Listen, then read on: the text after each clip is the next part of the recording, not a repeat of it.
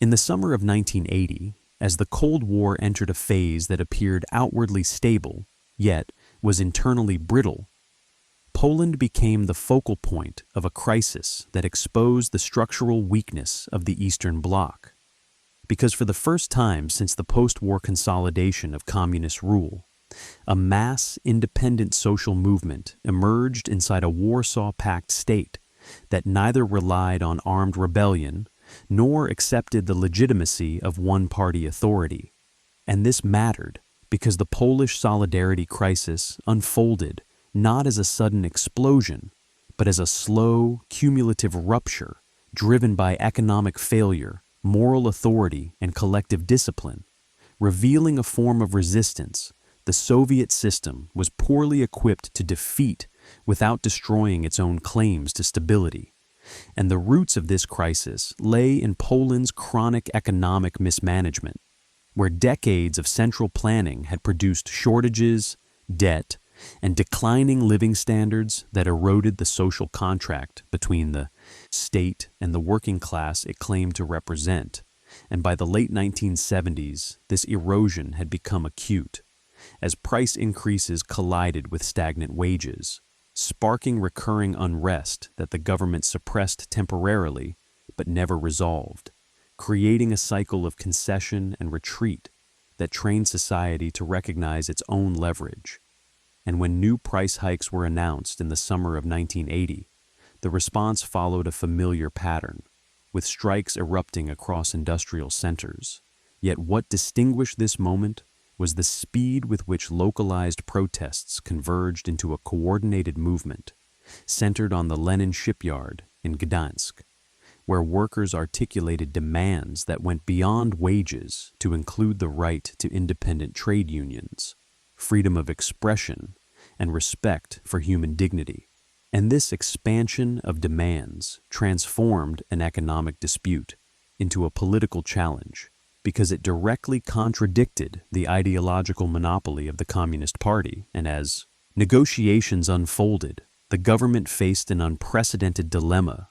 because using force risked repeating the bloodshed of earlier crackdowns, while conceding autonomy risked undermining the entire system. And under mounting pressure, the authorities signed the Gdansk Agreement in August 1980, effectively legalizing solidarity as an independent union, a decision that reverberated across the Eastern Bloc as a signal that the rules governing socialist society could be bent under collective pressure. And within weeks, solidarity grew into a mass movement numbering in the millions, drawing support not only from industrial workers, but from intellectuals, professionals, and the Catholic Church, creating a parallel civil society that operated openly yet existed outside party control. And this mattered because it demonstrated that the regime's authority depended less on ideological conviction than on the absence of organized alternatives. And once such an alternative existed, the system's fragility became visible. And for the Soviet Union, this development posed a strategic nightmare because Poland occupied a critical position within the Warsaw Pact, both geographically and symbolically. And any loss of control threatened to set a precedent that could spread to East Germany, Czechoslovakia, or beyond.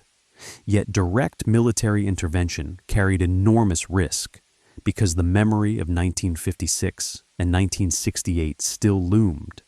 and the presence of a mass, non-violent movement complicated the justification for force, especially in a period of détente when the Soviet leadership sought to avoid international isolation, and this tension produced a prolonged standoff in which Moscow applied pressure behind the scenes, while urging the Polish leadership to restore order internally, creating an atmosphere of constant uncertainty that permeated daily life. And within Poland, the existence of solidarity altered the balance of power without formally overthrowing the state, because negotiations replaced decrees, censorship weakened, and public discourse expanded in ways that made the continuation of one-party rule increasingly untenable. And this transformation unfolded unevenly, marked by moments of optimism and fear, as both sides tested limits, and as months passed, the economy continued to deteriorate, shortages worsened, and the state's capacity to govern eroded further, intensifying pressure for decisive action. And it was in this context that the Polish leadership, under General Wojciech Jaruzelski, confronted the central question of the crisis: whether to tolerate a slow loss of control that might provoke Soviet intervention, or to impose order through domestic repression. And this choice mattered because it framed martial law not merely as an act of authoritarian consolidation, but as a calculated attempt to preserve national sovereignty by preempting external force, a justification that would shape how the crackdown was later remembered and contested. And as 1981 progressed, the standoff hardened, with negotiations stalling, trust evaporating, and preparations for repression becoming increasingly visible, even as Solidarity maintained a commitment to nonviolence that deprived the regime of a clear pretext for decisive action. And this asymmetry deepened the crisis because the state was forced to treat peaceful organization as an existential threat, revealing the extent to which legitimacy had collapsed. And on the night of December 13, 1981, the confrontation reached its climax when the government declared martial law, deploying troops, arresting Solidarity leaders, cutting communications, and imposing curfews that abruptly ended the experiment in pluralism. And this moment marked not only the suppression of a movement, but the exposure of the system's limits, because restoring order required the full mobilization of coercive power against a society that had already demonstrated its capacity for collective discipline. And although the immediate effect of martial law was to crush open resistance,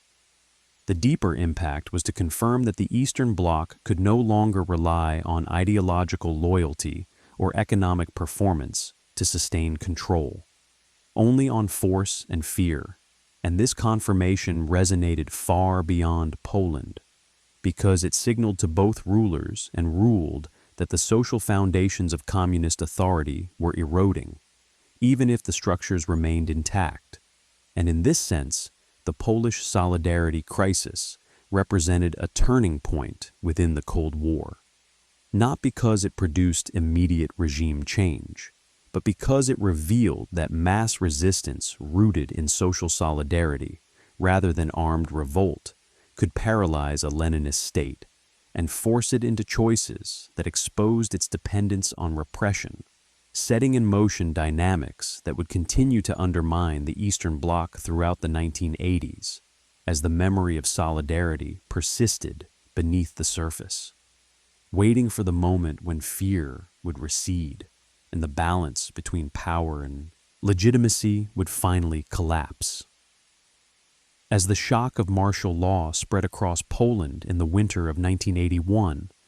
the immediate objective of the authorities was achieved with ruthless efficiency, because the machinery of the state moved faster than the movement it sought to dismantle, severing communications, occupying factories, and detaining thousands of activists before coordinated resistance could materialize. And this mattered because it demonstrated how thoroughly the regime had prepared for the crackdown, even while publicly insisting that dialogue remained possible,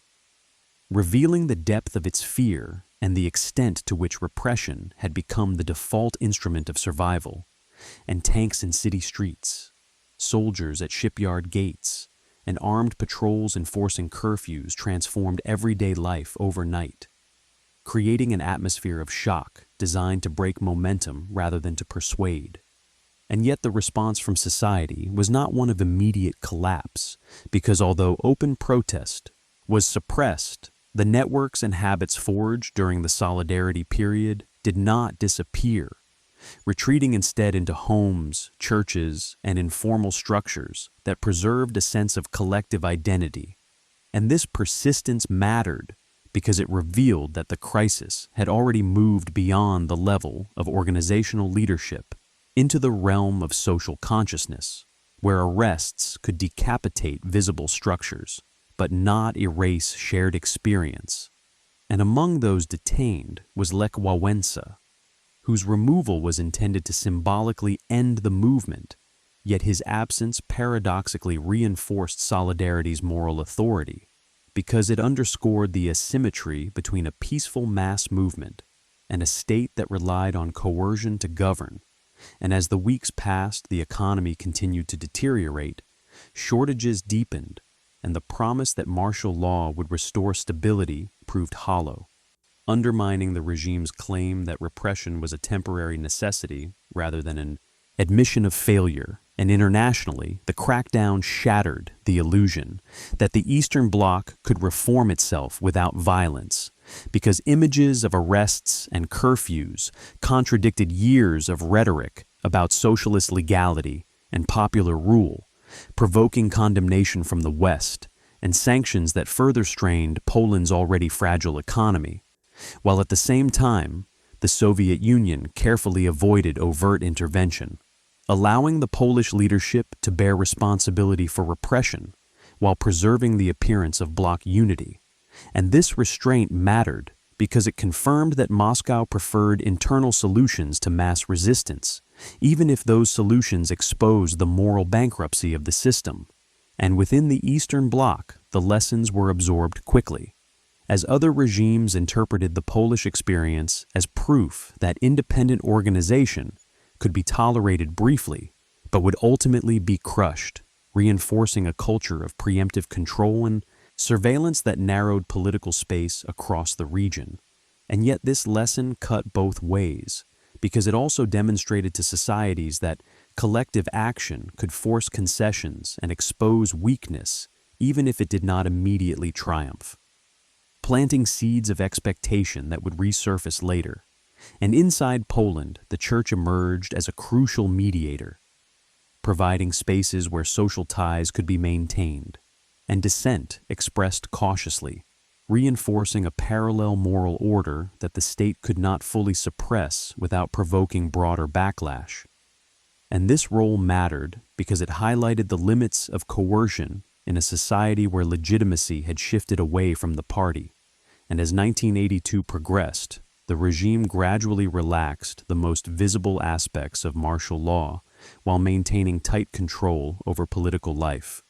a strategy aimed at normalizing repression by making it less visible rather than less real.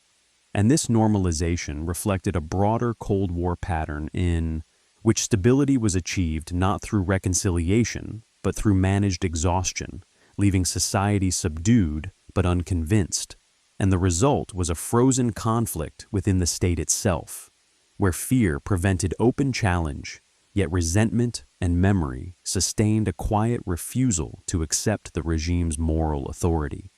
ensuring that the crisis of 1980-1981 did not end with martial law, but entered a new phase, one in which the balance between power and legitimacy remained unresolved,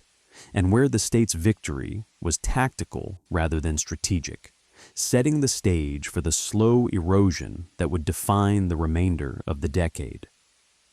As Poland settled into the uneasy aftermath of martial law, the apparent restoration of order concealed a deeper transformation that made the crisis of 1980-1981 irreversible. Because although the state had regained physical control of streets and factories, it had permanently lost its claim to moral leadership over society. And this mattered because legitimacy, once broken, could not be rebuilt through decrees or surveillance, only deferred through fear. And the regime's strategy in the early 1980s reflected this reality, as it shifted from dramatic repression to sustained management of dissent, lifting some emergency measures while preserving the security apparatus and legal framework needed to intervene at will, creating a condition of conditional normality in which life resumed outwardly even as political autonomy remained tightly constrained. And within this environment, Solidarity survived not as a legal organization, but as a social memory and underground network, sustained by clandestine publications, informal meetings, and the quiet cooperation of workers who no longer believed the state spoke in their name. And this persistence mattered because it demonstrated that the movement had already achieved its most significant victory, the creation of a collective identity independent of party control, an identity that repression could fragment but not erase. And for the authorities, this posed a continuing dilemma, because every act of enforcement reinforced the perception that the regime governed against society rather than through it, deepening alienation and making compliance increasingly transactional rather than loyal. And this erosion of legitimacy had concrete consequences as productivity stagnated, corruption spread, and cynicism became a rational adaptation to a system perceived as hollow. And at the international level, Poland's isolation deepened because Western sanctions and the withdrawal of credit exacerbated economic crisis, while the Soviet Union, itself entering a period of stagnation, lacked the resources or political will to offer decisive relief, leaving the Polish leadership trapped between external pressure and internal discontent. And this trap mattered because it revealed how limited the options of Eastern Bloc regimes had become as they confronted structural economic failure without the ideological confidence or coercive capacity to resolve it permanently. And across the region, observers drew lessons from Poland's experience, recognizing that mass, disciplined resistance could force concessions and expose weakness even if it did not immediately succeed, undermining the aura of inevitability that had sustained communist rule since the post-war period. And this recognition circulated quietly through intellectual circles, labor groups, and dissident networks, contributing to a gradual shift in expectations that would later prove decisive. And within Poland, the generational impact of the Solidarity period became increasingly evident as young people who had witnessed open debate and collective action refused to accept the return to enforced silence as permanent, carrying forward habits of skepticism and informal organization that reshaped social life beneath the surface. And this generational change mattered because it ensured that the crisis would echo beyond its immediate suppression, influencing how society responded to later reforms and openings. And as the mid-1980s approached, the regime's capacity to govern rested increasingly on inertia rather than conviction, because the absence of alternatives had been replaced by the memory of possibility, a memory that lingered even when fear returned. And this condition of suspended legitimacy defined Poland's position within the Eastern Bloc, marking it as a weak link whose stability depended on continuous restraint rather than genuine consent.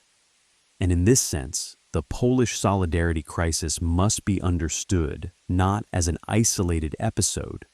but as a structural rupture that altered the balance between state and society permanently, because it demonstrated that even under conditions of repression, collective organization rooted in social solidarity could survive and adapt, eroding authoritarian control over time and setting in motion a slow, cumulative process of decline that would eventually reshape the entire bloc, proving that the decisive battles of the Cold War were not always fought with tanks or missiles, but within societies where legitimacy once lost could never fully be restored. As the crisis matured into a prolonged stalemate between power and legitimacy,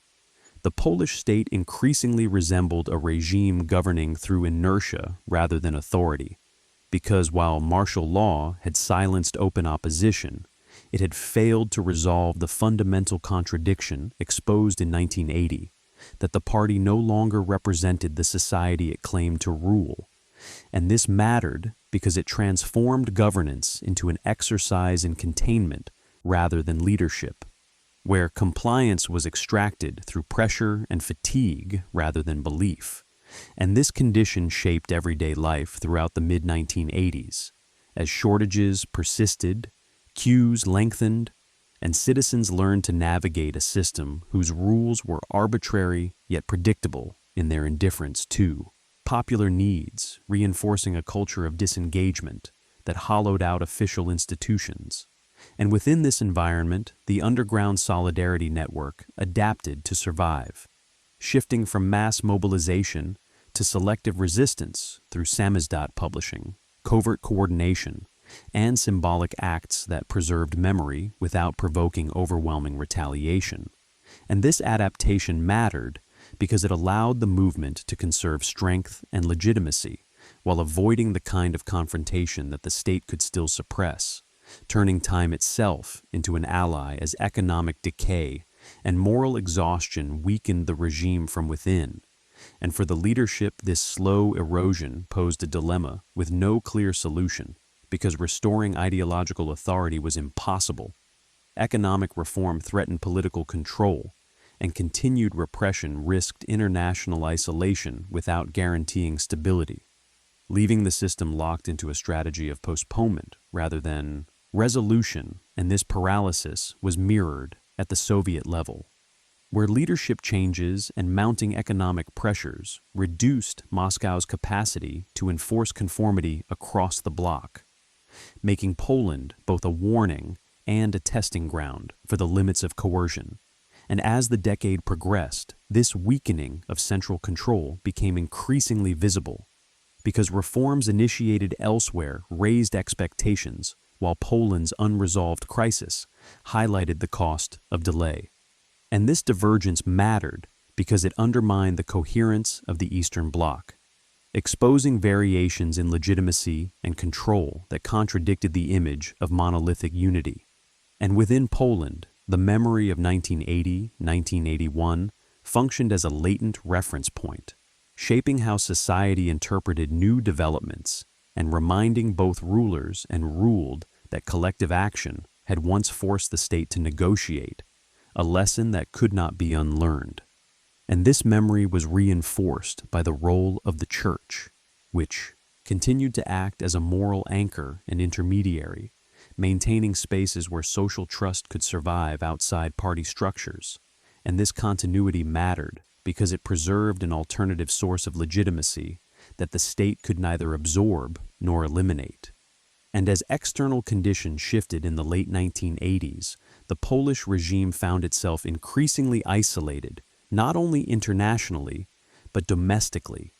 governing a society that complied outwardly while withholding loyalty inwardly, a condition that made sudden transformation possible once constraints eased. And in this sense, the solidarity crisis should be understood as a protracted turning point rather than a single event, because it initiated a process in which fear replaced consent, memory replaced ideology, and time replaced confrontation as the decisive forces shaping political change. And when that process eventually reached its conclusion, it would confirm that the Eastern Bloc's greatest vulnerability lay not in military weakness, but in the collapse of the relationship between state and society. A collapse first laid bare in Poland when millions discovered that collective discipline and moral authority could challenge a system built on obedience, even if the final reckoning would take years to arrive. As the latter half of the 1980s approached, the unresolved legacy of the Polish solidarity crisis increasingly shaped the strategic calculations of both the regime and its society, because the suppression of open resistance had not restored stability so much as postponed confrontation, creating a political environment defined by quiet expectation rather than fear alone. And this mattered because it meant that the balance between power and legitimacy was no longer static, as external developments began to interact with internal memory in ways that the state could not fully control. And when reforms and rhetorical shifts emerged elsewhere in the Eastern Bloc, they were filtered through the Polish experience of 1980-1981,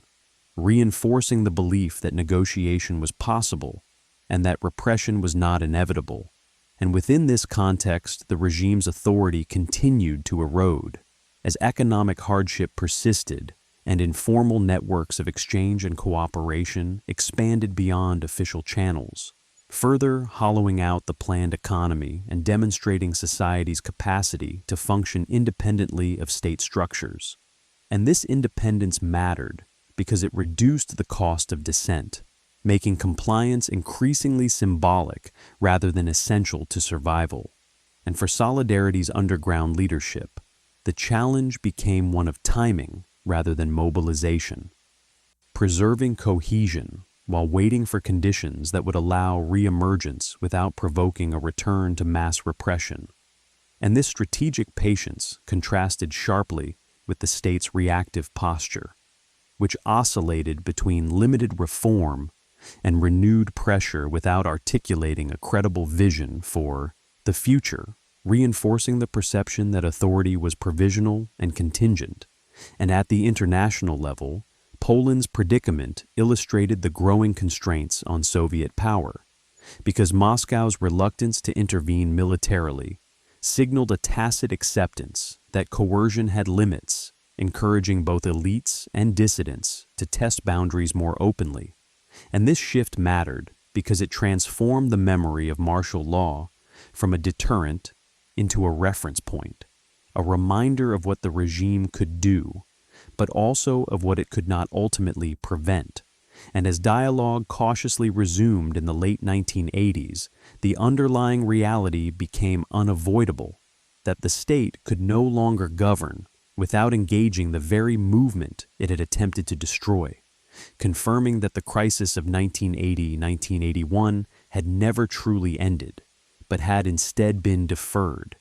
And when negotiations finally reopened, they did so against a backdrop shaped by years of latent resistance, moral exhaustion, and accumulated mistrust, ensuring that any settlement would reflect not a restoration of authority, but a transfer of legitimacy. And in this sense, the Polish solidarity crisis stands as one of the Cold War's clearest demonstrations that repression can silence opposition without eliminating it, buying time at the cost of authority and leaving regimes vulnerable to collapse once fear recedes, because the decisive change had already occurred when society learned that collective action was possible, disciplined, and morally defensible, and once that knowledge took root, it could not be erased, only delayed,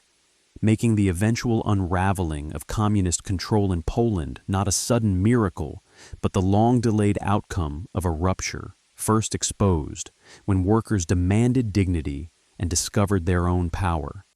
reshaping the trajectory of the Eastern Bloc from within,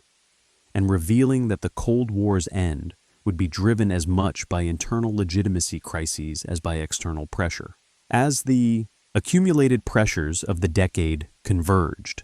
the Polish solidarity crisis revealed its full historical weight, because what had begun as a labor dispute had evolved into a systemic challenge that redefined how power functioned inside the Eastern Bloc. And this mattered because it demonstrated that authoritarian stability could persist only as long as society believed resistance was futile, a belief that solidarity permanently shattered. And by the late 1980s, the regime's attempts to control outcomes through selective reform and controlled dialogue reflected an implicit acknowledgement that coercion alone could no longer guarantee compliance. And this acknowledgement reshaped the calculus of both sides, as officials recognized that survival depended on negotiation, while activists understood that restraint had preserved legitimacy over time. And this convergence culminated in talks that formalized what years of quiet resistance had already established, that authority could not be restored without conceding space to independent social forces. And although these developments extended beyond the formal timeframe of 1980-1981, they cannot be understood without reference to that initial rupture,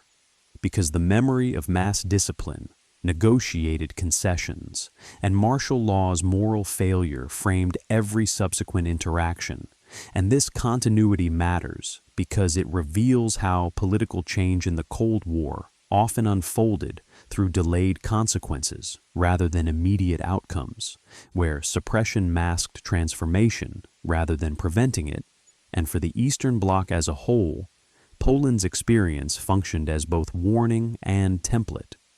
illustrating the dangers of tolerating independent organization, while also demonstrating that repression carried long-term costs that could not be fully contained. And this lesson spread quietly through elite and dissident networks alike, contributing to a shift in expectations that weakened the psychological foundations of communist rule. And within Poland, the reemergence of solidarity in a negotiated context confirmed that legitimacy had migrated irreversibly away from the party, validating years of underground endurance and demonstrating that time had favored those who preserved moral authority rather than those who wielded force. And this outcome underscored the central paradox of the crisis, that the regime's most decisive act, the imposition of martial law, ultimately accelerated the loss of legitimacy it was intended to prevent,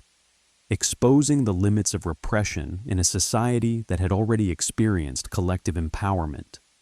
And in this sense, the solidarity crisis stands as a pivotal Cold War event, not because it produced immediate collapse, but because it redefined what was possible within a closed system, showing that mass, nonviolent resistance rooted in social solidarity could destabilize authoritarian control without provoking external invasion,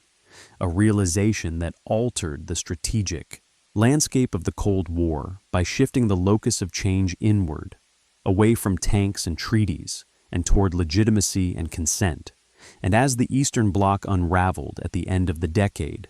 the Polish experience served as a reminder that the Cold War's outcome was shaped not only by economic exhaustion or geopolitical pressure,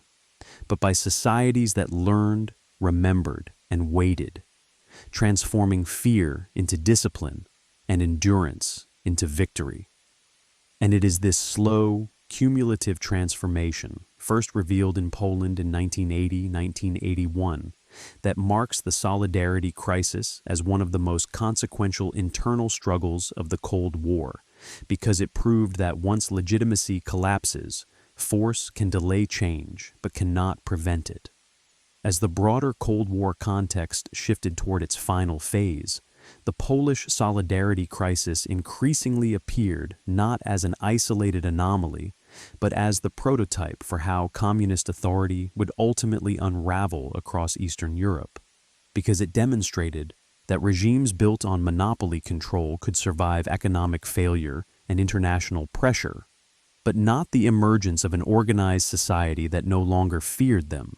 And this mattered because it reframed the Cold War from a contest of armies and alliances into a struggle over legitimacy that unfolded inside states rather than between them.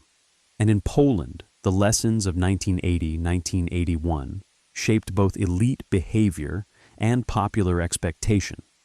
as officials learned that repression carried irreversible political costs, while society learned that discipline and patience could outlast coercion, and this mutual learning altered the strategic equilibrium, replacing confrontation with cautious negotiation once external conditions made compromise unavoidable. And although the immediate suppression of solidarity had appeared decisive, the long-term effect was to delegitimize the instruments of repression themselves, because martial law exposed the regime's dependence on force and its inability to govern through consent, a revelation that could not be undone even after tanks returned to their barracks. And this exposure resonated across the Eastern Bloc, where leaders recognized that similar movements could emerge under comparable conditions, prompting either tighter control or tentative reform,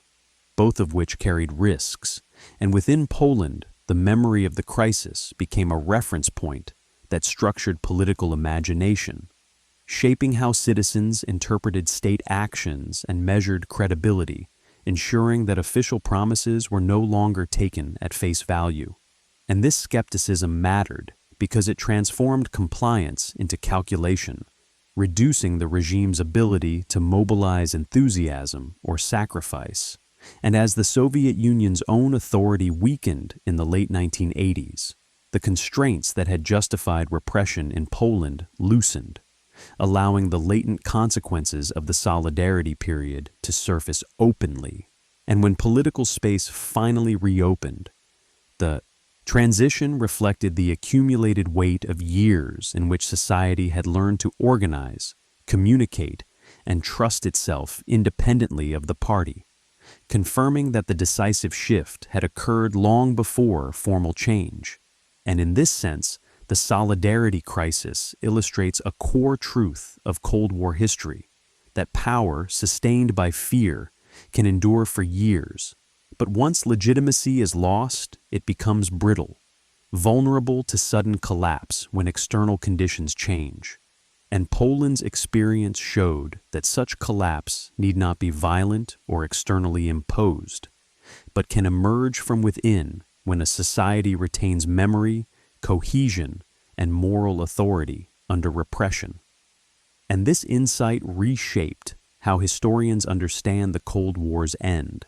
emphasizing the role of internal social movements over superpower maneuvering, and marking the Polish Solidarity crisis as a moment when the Eastern Bloc's future became visible in advance, revealing that its stability was an illusion sustained by fear rather than consent, and that once that fear weakened, the structures built upon it would give way rapidly, not because they were attacked from outside, but because they no longer commanded belief from within.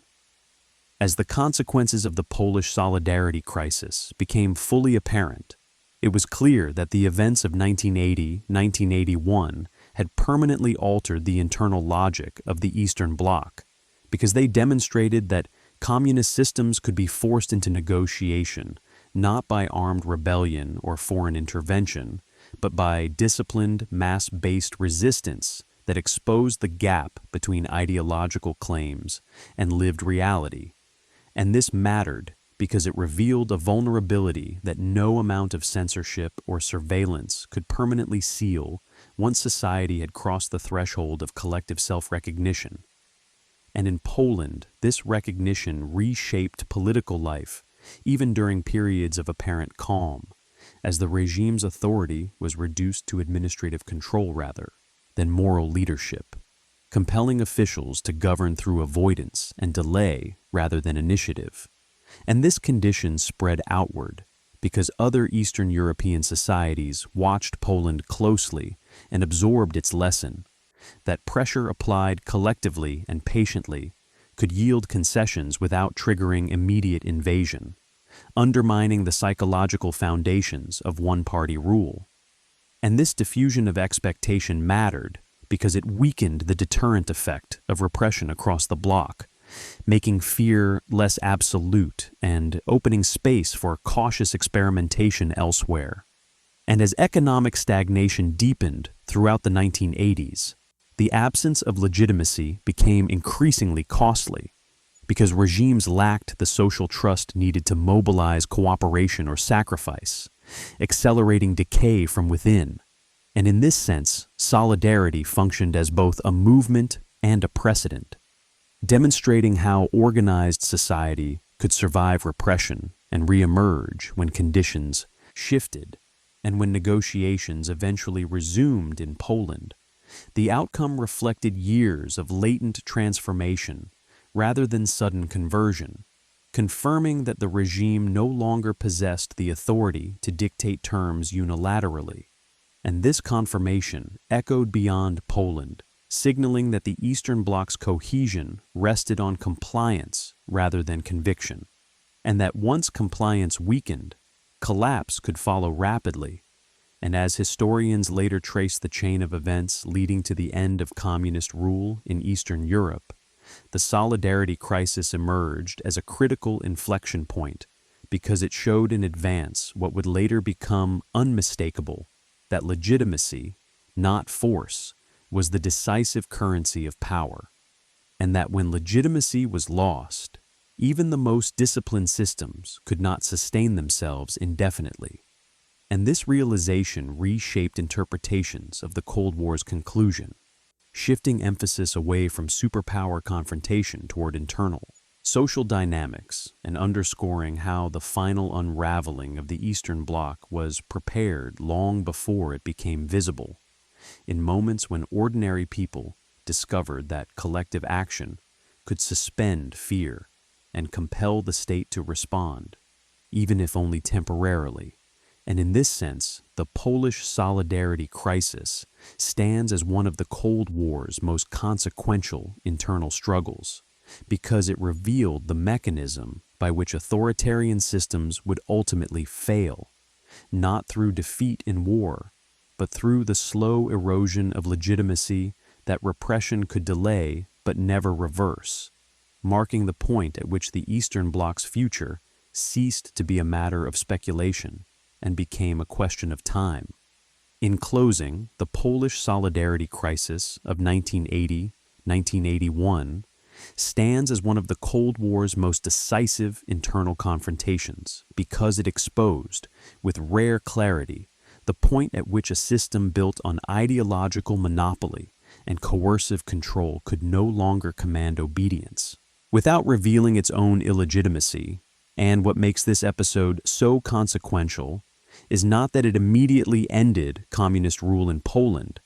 but that it demonstrated how power could be challenged and ultimately hollowed out by a disciplined mass movement that refused both violence and submission, forcing the state into choices that stripped away its remaining moral authority. And this mattered because it showed that the Eastern Bloc's stability rested not on popular belief, but on fear, a condition that could be sustained only as long as society remained fragmented and uncertain of its own strength. And when solidarity emerged, it shattered that uncertainty, proving that millions could act collectively without chaos, creating an alternative source of legitimacy that the regime could suppress but not erase. And the imposition of martial law confirmed this reality rather than resolving it, because it restored order at the cost of credibility, revealing that the state could govern only by force and could no longer claim to represent the society it ruled. A revelation that reverberated far beyond Poland's borders, signaling to rulers and ruled alike that the era of unquestioned communist authority was ending. And in the years that followed, the memory of solidarity functioned as a latent force, shaping expectations, undermining fear, and preserving the idea that negotiation was possible once coercion lost its absolute grip, ensuring that when external conditions shifted, the internal transformation was already complete. And in this sense, the crisis must be understood not as a failed uprising, but as a delayed victory, because it permanently altered the balance between state and society, transferring legitimacy away from the party and into the hands of organized citizens who had learned patience, discipline, and endurance under repression. And this transfer mattered because it redefined how change would occur across Eastern Europe, not through sudden revolutions, imposed from outside, but through cumulative internal erosion that made authoritarian systems collapse under their own weight once fear receded. And as the Cold War drew to a close, the Polish experience stood as proof that the decisive battles of the era were often fought without weapons, within societies that discovered their own capacity for solidarity. And it is for this reason that the Polish solidarity crisis remains one of the Cold War's most important turning points, because it revealed the mechanism of collapse before collapse occurred, showing that when legitimacy is lost, power can survive for a time, but its end becomes inevitable, not as a matter of ideology or geopolitics, but as a matter of human organization and memory.